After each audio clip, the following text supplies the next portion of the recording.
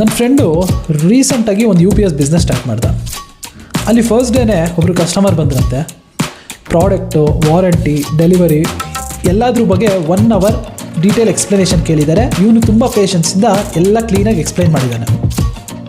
So ಎಲ್ಲ ಕೇಳ್ಕೊಂಡಾದ್ಮೇಲೆ customer ಸರಿ ನಾನು ಒಂದು ಸಲ ಚೆಕ್ ಮಾಡಿ ಕನ್ಫರ್ಮ್ ಮಾಡ್ತೀನಿ ಅಂದ್ಬಿಟ್ಟು ಅಲ್ಲಿಂದ ಹೊರಟು ಬಂದುಬಿಟ್ಟಿದ್ದಾರೆ. ಇವನು ಫಸ್ಟ್ ಕಸ್ಟಮರೇ ಹಿಂಗಾಯ್ತಲ್ಲ ಅಂತಂದ್ಬಿಟ್ಟು ನನಗೆ ಫೋನ್ ಮಾಡಿ ತುಂಬ ಫೀಲ್ ಮಾಡ್ಕೊತಾ ಇದ್ದ. ಅದೇ 2 ದಿನ ಆದಮೇಲೆ ಅದೇ ಕಸ್ಟಮರ್ ಬಂದು ಪ್ರಾಡಕ್ಟ್ನ ಕ್ಲೋಸ್ ಮಾಡಿದ್ದಾರೆ. ಸೊ ಕಸ್ಟಮರ್ ಕೂಡ ಅವ್ರಿಗೆ ಹೇಳಿದ್ರಂತೆ, ನಾನು ಇನ್ನೂ 2-3 ಕಡೆ ಈ ಪ್ರಾಡಕ್ಟ್ನ ಚೆಕ್ ಮಾಡಿದೆ, ಬಟ್ ಎಲ್ಲರೂ ನನಗೆ ಈ ಪ್ರಾಡಕ್ಟ್ನ ಸೇಲ್ ಮಾಡೋದಕ್ಕೆ ತುಂಬ ಪ್ರೆಷರ್ ಮಾಡಿದ್ರು, ಬಟ್ ನೀವು ತುಂಬ ಕೂಲಾಗಿ ನಾನು ನಡೆಸ್ಕೊಂಡಿದ್ದಕ್ಕೆ ನಾನು ನಿಮ್ಮನ್ನು ಚೂಸ್ ಮಾಡ್ತಾಯಿದ್ದೀನಿ ಅಂತ.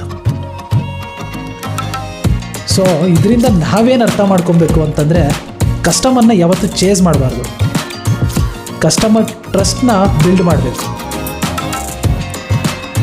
ಸೊ ನೀವು ಏನಾದರೂ ಬಿಸ್ನೆಸ್ ಮಾಡ್ತಾಯಿದ್ರೆ ನಿಮ್ಮ ಫಸ್ಟ್ ಕಸ್ಟಮರ್ ಎಕ್ಸ್ಪೀರಿಯನ್ಸ್ ಹೇಗಿತ್ತು ಅಂತ ಕಮೆಂಟ್ ಮಾಡಿ ತಿಳಿಸಿ.